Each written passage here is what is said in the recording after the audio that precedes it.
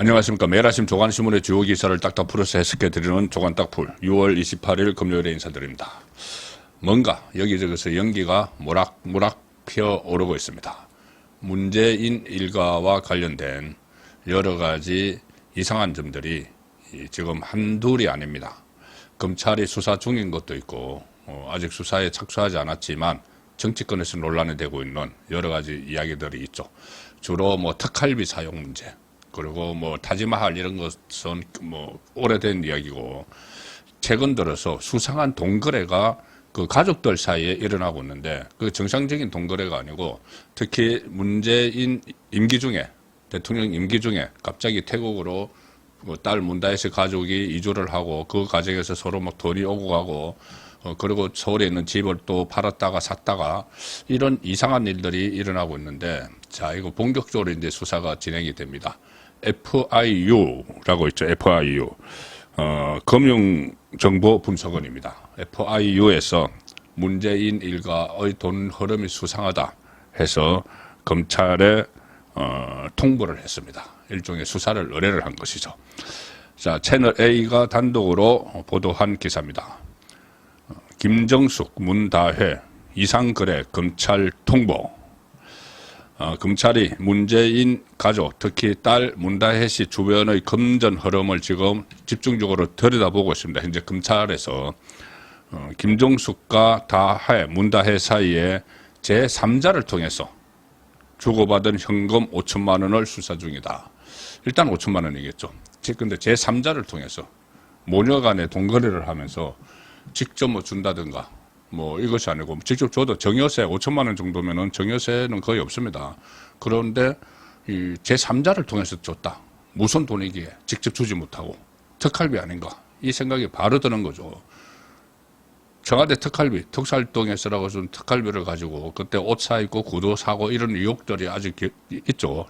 전혀 거기에 대해서 해명도 제대로 하지 않고 있죠.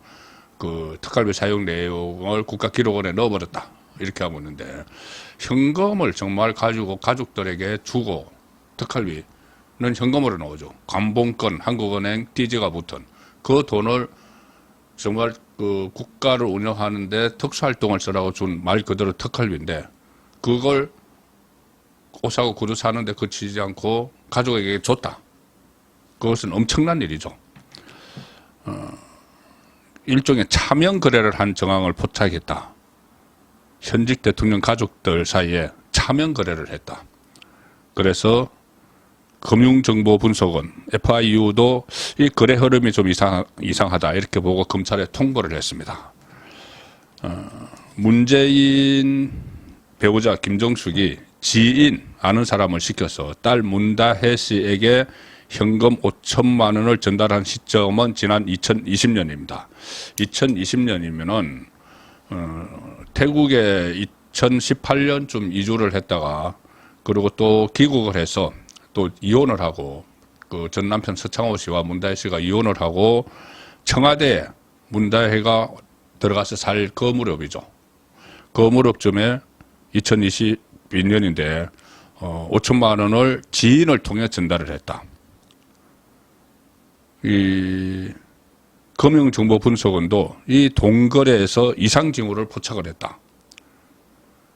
주로 이제 FIU 금융정보분석원은 이 돈의 흐름을 계속 보는데 하루에 이제 1,000만 원 이상짜리는 계속 통보가 된다고 합니다. 금융분석원에. 그러면 금융분석원이 그 돈의 흐름을 파악을 해서 불법 재산이 의심이 되거나 또는 자금 세탁 행위가 의심이 될 경우에 검찰에 통보를 하죠. 그 전에 김남국 그때 코인 사태 때 코인의 자금 흐름이 이상하다고 해서 FIU가 그때 검찰에 통보를 했었죠. 그 경우에 검찰에 통보를 하는데 제3자를 통해 딸에게 입금한 정황이 이상하다고 지금 FIU는 본 것이고, 왜 제3자를 통해서 하느냐? 해당 돈은 딸 문다혜 씨가 국내 부동산 매수 과정에 쓰인 것으로 알려졌다. 자, 국내 부동산을 사면서 또 이것을 썼다. 만약에 이게 특활비라면은 문다혜가 태국에서 귀국해서 또 집을 마련하는데 이 특활비가 나갔다. 이 이야기가 되는 건데, 물론 아직 이 검찰이 수사 중입니다만은, 검은 돈이 아니면은, 특활비든 아니든 검은 돈이 아니면은, 왜 이런 식으로 모녀 간에 이 돈거래를 제3자를 통해서 하는가? 검찰은 일단 FIU로부터 세부 내역을 통보받아 수사 중이다. 검찰은 전직 청와대 관계자들을 압수수색하면서 영장 청구서에 김정숙이 돈을 보낸 경위를 파악할 필요가 있다 이렇게 기재를 했습니다. 그 압수수색 영장에 청와대 관계자들이 압수수색하는 영장에 김정숙이 왜 딸에게 제3자를 통해서 돈을 보냈는지 그것을 파악할 필요가 있다 이렇게 적시를 한 것이죠. 이 영장을 보고 법원은 그 영장을 발부를 한 것이고 검찰은 압수수색을 진행을 했습니다. 청와대 관계자에 대해서. 검찰은 문 전 대통령 부부가 문다혜 씨 부부를 지원하는 과정에서 청와대 관계자들을 동원한 경위, 돈의 출처를 밝히는 데 집중하고 있다. 지금까지 나타난 청와대 관계자가 동원한 돈 흐름, 자기들 가족들 사이에 태국 현지에 근무하고 있던 경호원, 그리고 제2부속 비서관 유송하, 그리고 의상 담당을 했던 양인혜스, 이런 사람들이 전부 다 돈거래에 지금 연관되어 있죠. 자, 그 돈이 특활비가 아닌가? 그것이 의심이 되는 겁니다. 혹시 특활비가 아니더라도 또 다른 검은 돈이 아니면은 이렇게까지 할 필요가 없는 거죠. FIU에 포착이 될 정도로. 그것이 이 수사는 계속돼야 되는데, 최근 들어 검찰의 수사 굉장히 활기를 띠고 있죠. 이재명에 대한 수사도 마찬가지입니다. 그리고 법원도 판결을 지금 신속하게 내리고 있는데, 법원의 전반적인 분위기가 지금 바뀌고 있다. 그런 정황을 읽을 수 있습니다. 오늘 조선일보 일면 사이드톱 기사는 이겁니다.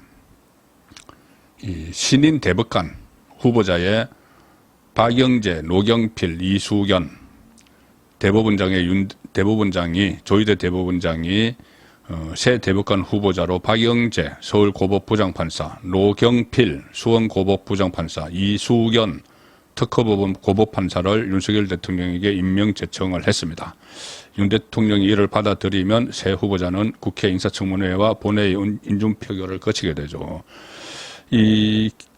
지금 퇴임하는 사람들, 김선수, 이동원, 노정희, 이 세 사람의 후임인데, 김선수 이쪽은 아주 유명한 좌파 판사로 이름이 나 있죠. 그때 김명수 체제에서 명수 위에 선수 이렇게 이름이 놔둘 정도로 김선수가 퇴임을 하고, 노정희 그때 선관위원장이었던 노정희도 퇴임을 하고, 이동원 대법관도 퇴임을 하는데, 그 대신에 중도 성향으로 평가되는 이 세 사람이 새로 임명이 될 걸로 보입니다. 그러면은 대법관 구성이 바뀌죠.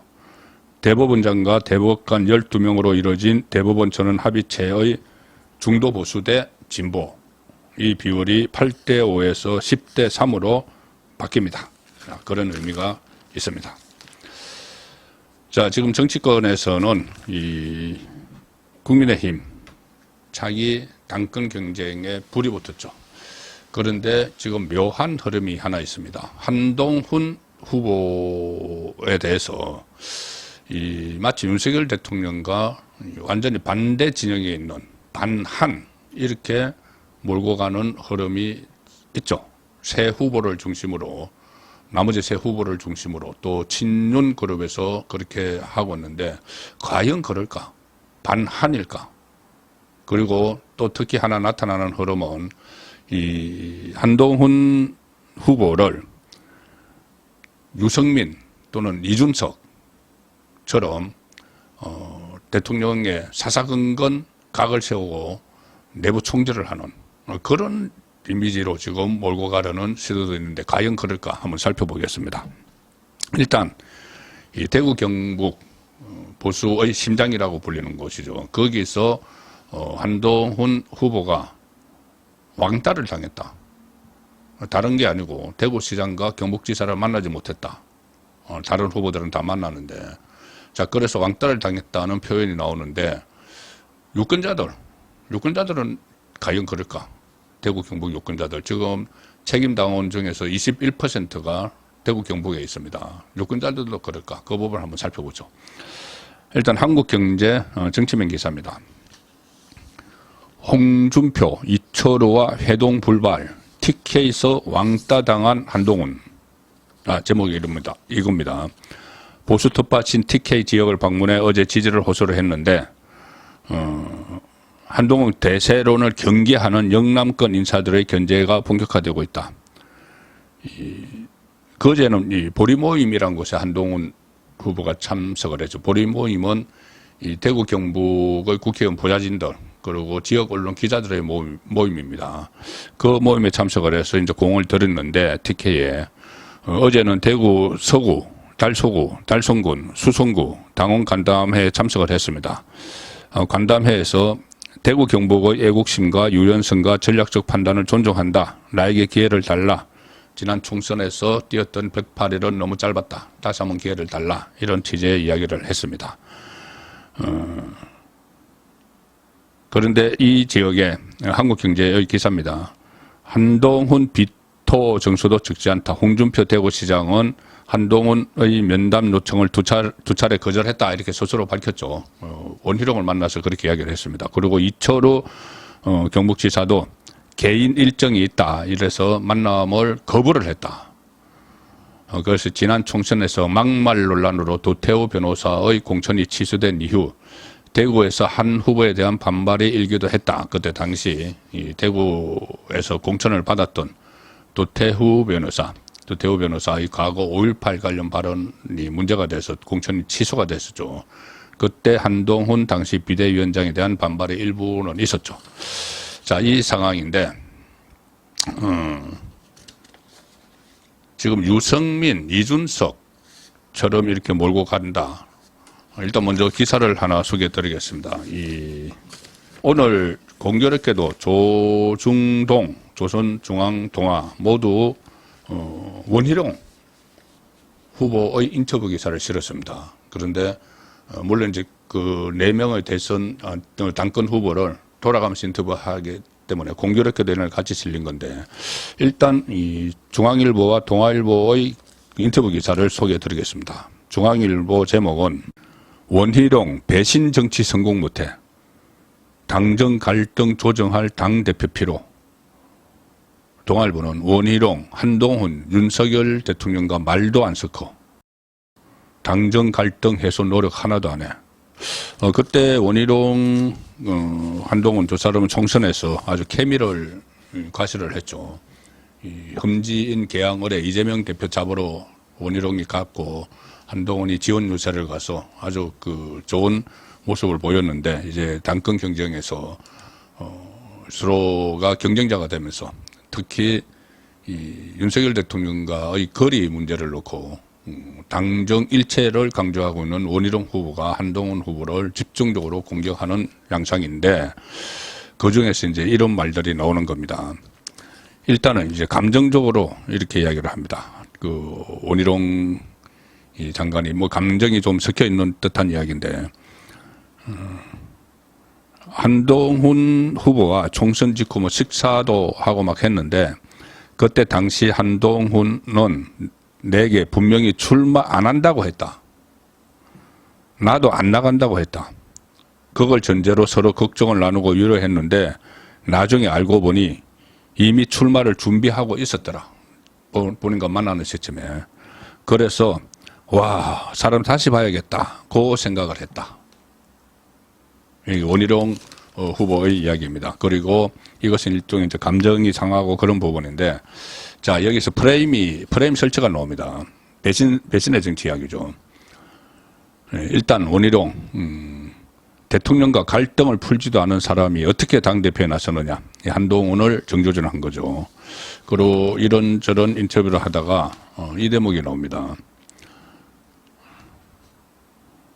인기가 떨어지면 비판을 해서, 그러니까 대통령의 인기가 떨어지면 대통령을 비판을 해서 차별화를 한다. 분열과 배신은 정말 조심해야 한다. 정치 경험도 없는 상태에서 난도가 높은 차별화를 부추기는 주변 세력이 있는데 우리 모두에게 불행한 결과를 당겨올 수 있다. 정치 경험도 없는 한동훈. 난이도가 높은 차별화, 대통령과의 차별화를 그거를 또 부추기는 주변 세력이 있는데 불행한 결과를 가져올 수 있다. 그 다음 말이 이겁니다. 한동훈 대세론에 대해서 실체가 없다. 원희룡 후보 그렇게 이야기하고 이어서 이렇게 말합니다. 당의 전통과 국가의 미래를 걱정하는 당원들의 신뢰는 영원하고 인기는 잠깐이다. 이렇게 한동훈의 이름을 언급할 때면 어조가 강해졌는데 중앙일보 표현입니다. 이렇게 이야기했다고 합니다. 배신의 정치는 성공하지 못한다고 힘줘 얘기했다. 배신의 정치 많이 듣던 말이죠. 바로 박근혜 대통령이 당시 유승민 원내대표를 향해서 날린 말입니다. 배신의 정치. 그 이후에 유승민은 TK에서 조금 전에 말씀드린 대구에서 사실상 배신의 정치로 찍혔죠.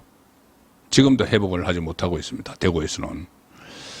자, 그래서 일각에서는 이 한동훈 후보를 제2의 유승민 아니면 제2의 이준석 이 범여권 안에서 범보수 우파 진영 안에서 갈등만 일으키는 그런 인물로 지금 프레임을 설치하는 그런 움직임도 보이고 있죠.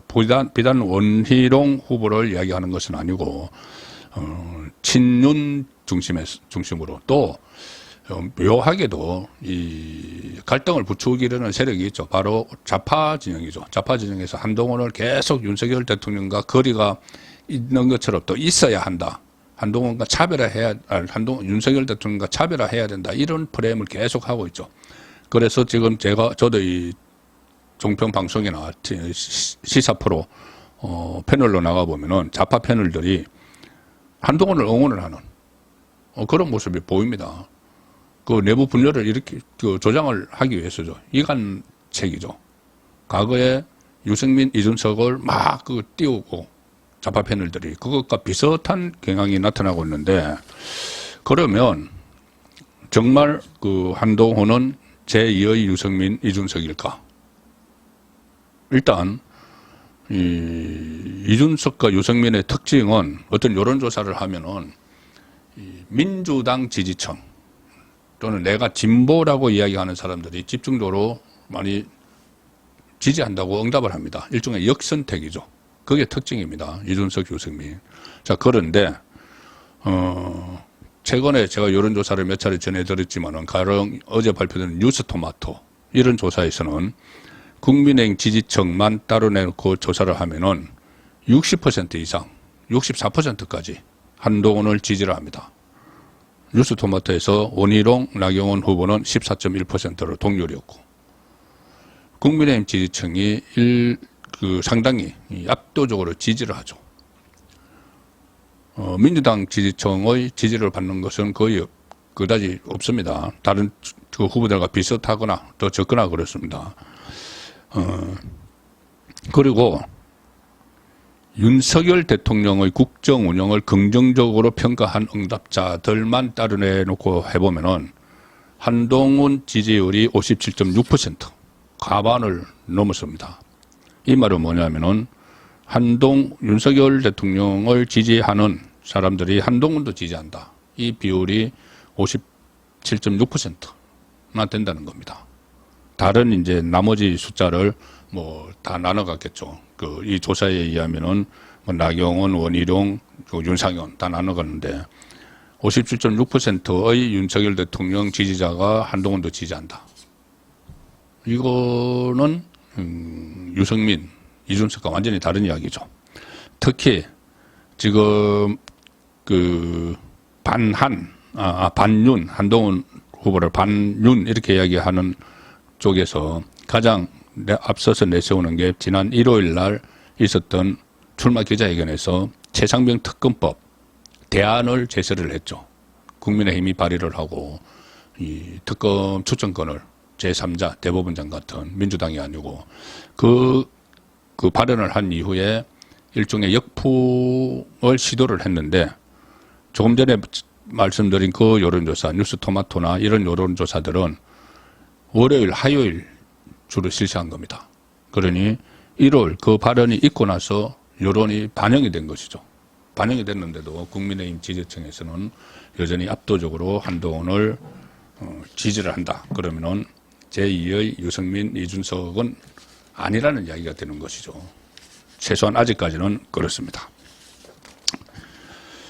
자, 지금 민주당은 국민의힘에서 새로운 당 지도 체제가 들어서면은 이 강공을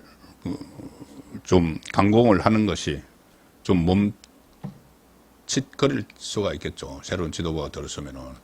자, 그래서 그런지 이 국민의힘 전당대회 이전에 막 몰아치는 자, 그런 분위기도 감지가 되고 있습니다. 심지어 어제는 이 방송통신위원장 다시 탄핵 발의를 했습니다. MBC 좌파 방송으로 계속 지키기 위한 시도입니다. 자, 조선일보 정치면과 사설 같이 보여드리겠습니다. 야, 김홍일 탄핵 발의. 방통위는 박문진 이사, 박문진은 MBC 대주주죠. 이사 교체 돌입. 그래서 서로 이제 충돌을 하는 상황이고. 사설은 민주당 정략 수단된 헌법상 탄핵 조항. 이번엔 MBC 사장 지키기요. 민주당 당론 채택. 왜 밀어붙였나? 왜 밀어붙이나? 민주당은 7월 초 탄핵 수찬을 철회하겠다. 김홍일 방통위원장. 그래서 정치권에서는 MBC 이사 임기가 8월 12일이니까 그 전에 방송 3법을 다 처리를 하고 또 방통위원장까지 탄핵을 하려는 것이다. 그래서 김홍일 방통위원장 탄핵이 가결이 되면은 헌재 결정 때까지 또 직무가 정지되죠. 그러면 방통위가 정족수를 못 채워서 식물 상태가 됩니다. 그래서 여권에서는 표결 전에 김홍일 자진 사퇴 그런 그 전에 방통위원장 이동관에 대해서도 취임하자마자 탄핵 발의해서 막 하니까는 도중에 사퇴해버렸죠. 어차피 직무 정지가 돼서 장기화 가니까는 사퇴하고 다음 방통위원장을 뽑는 것이 더 시간이 빠릅니다. 그래서 사퇴를 했죠. 이번에 또 직무 정지시켜서 MBC 지키려고 방통위원장을 탄핵을 이제 한다고 하면은 김홍일 방통위원장도 또 사퇴해버리겠죠. 그리고 또 다른 방통위원장 내세우겠죠. 이렇게 좌파 방송을 지켜야지 이재명도 지키니까 이런 무리수를 쓰니까 악순환이 지금 일어나고 있는 겁니다. 마지막 소개해드릴 기사는 어제 국회에서 원구성이 됐다는 겁니다. 한국일보 정치면 기사입니다. 여당목 국회 부의장 주호영 선출, 외교통일위원장은 안철수 탈락, 자범, 전반기 원구성 28일 만에 완료가 됐고 이 주호영, 박특검 두 사람이 국회 부의장을 하겠다고 해서 투표에 붙여서 주호영이 54표, 박특검이 41표 해서 주호영이 국회 부의장 됐습니다. 외교통일위원장에도 4선 안철수, 3선 김석기 두 사람이 하겠다고 맞붙어서 김석기가 70표, 안철수가 25표 이렇게 됐는데 사실 이 원구성 협상에서 민주당이 고압적인 자세로 7개 상임위 가져가든지 말든지 해. 정청래가 그렇게까지 이야기를 했죠. 그런데 여당이 이 책임감이 있기 때문에 어쩔 수 없이 7개 상임위원회를 받았고 국회 부의장까지 이제 그 지명을 하면서 정상화에 나섰는데 그 자리를 차지하겠다고 경선을 벌이는 이런 그 모습 조율을 하지 못하고 경선까지 벌이는 그 알랑한 그것을 차지하겠다고 그런 생각도 듭니다. 좀 한심하다는 생각입니다. 조간 딱풀이었습니다.